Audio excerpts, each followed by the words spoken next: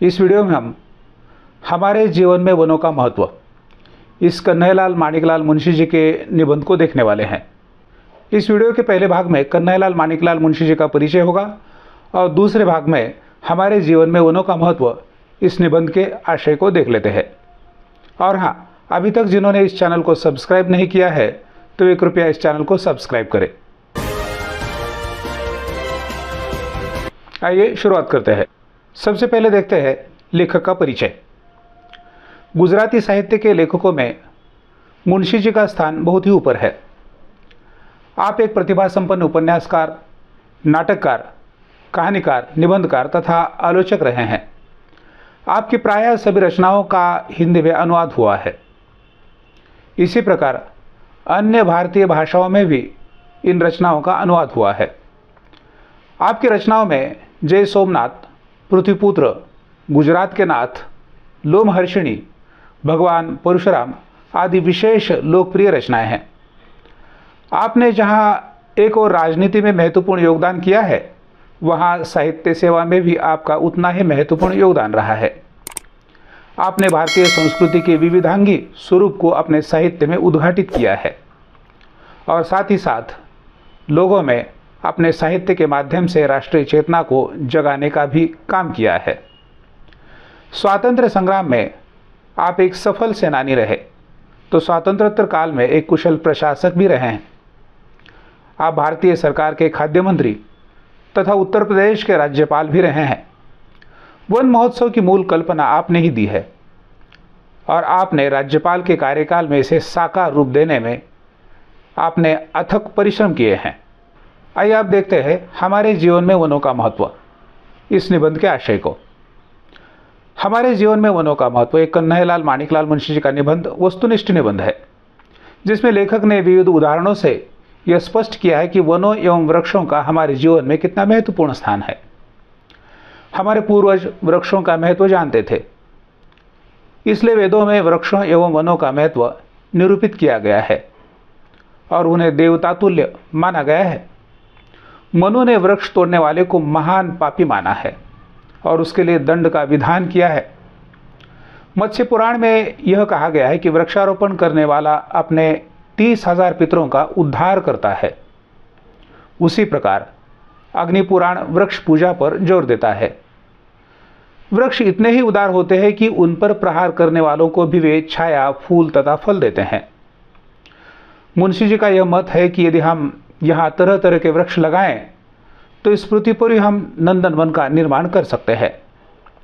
सम्राट अशोक के राज चिन्ह को तो हमने राजमुद्रा के रूप में अपनाया है, किंतु उसने जो व्यापक पैमाने पर वन महोत्सव किया था उसका हमें विस्मरण हुआ है। सम्राट अशोक का अनुकरण करते हुए हम भी सर्वत्र और विशेषकर विविध रास्तों पर वृक्ष लगाएं। आज हमारे देश में वर्षा और अनाज की जो कमी महसूस की जाती है, वह व्यापक पैमाने पर वृक्ष लगाने से दूर होगी। वृक्ष संवर्धन के कार्य में महिलाओं को भी सक्रिय योगदान करना चाहिए और वृक्षलताओं से प्रेम करने वाली शकुंतला का आदर्श सदैव अपने सामने रखना चाहिए। हमारे जीवन में वनों का महत्व, इस निबंध में भारतीय संस्कृति की महानता बताई गई है। इस संस्कृति को वन प्रधान संस्कृति कहा जाता है। इसी संस्कृति में भारतीयता विकसित हुई है।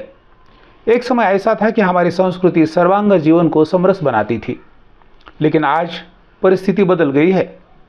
सत्य देखने और समझने की शक्ति हमारे हाथों से निकल गई है।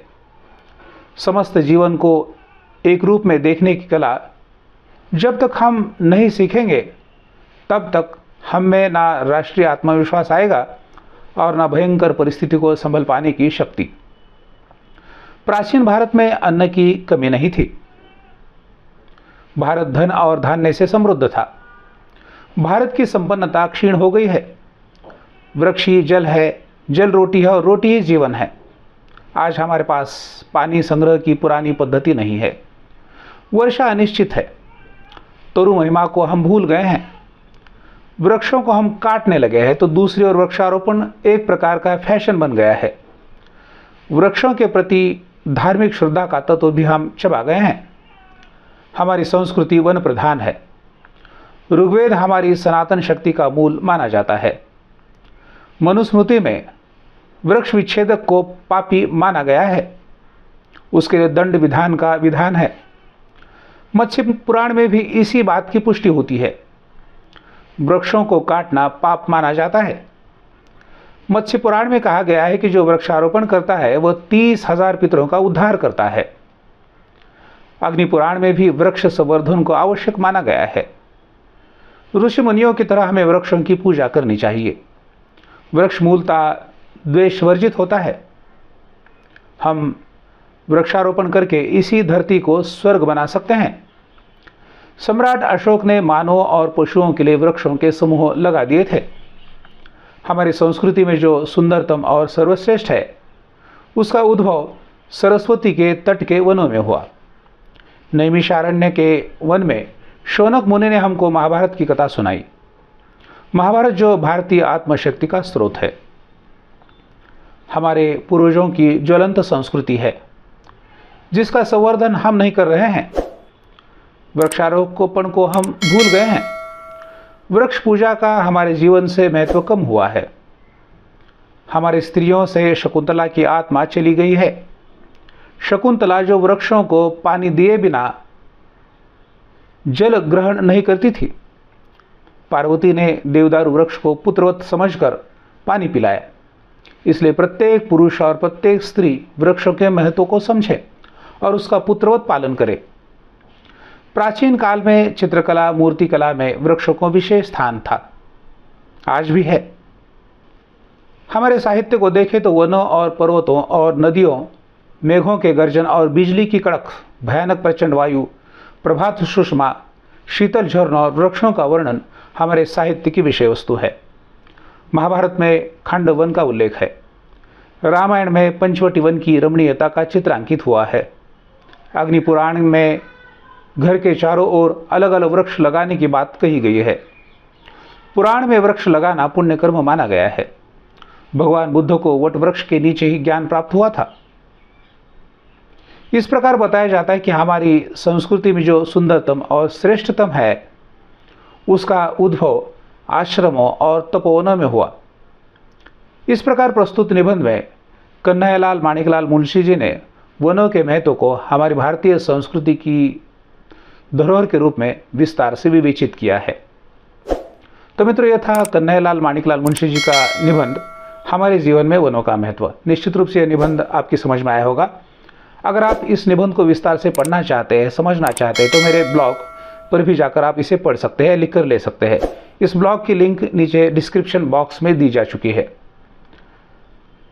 तो मित्रों, इसी प्रकार अपने विश्वविद्यालय के पाठ्यक्रम, हिंदी प्रतियोगी परीक्षा आदि के लिए उपयोगी वीडियो देखने के लिए इस चैनल को लाइक, शेयर और सब्सक्राइब करना न भूलें।